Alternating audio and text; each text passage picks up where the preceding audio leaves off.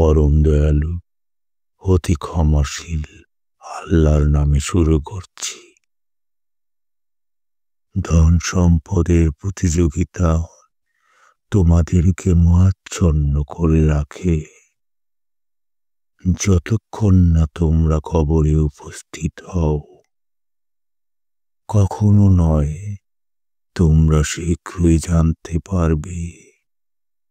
তারপর কখনো নয় তোমরা শীঘ্রই জানতে পারবে। কখনো নয়, যদি তোমরা নিশ্চিত জ্ঞানী হতে,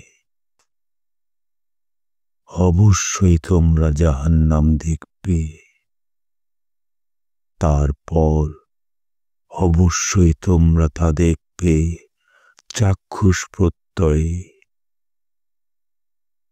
তারপর অবশ্যই সেদিন তোমাদেরকে ধন সম্পদ সম্পর্কে জিজ্ঞাসা করা হবে।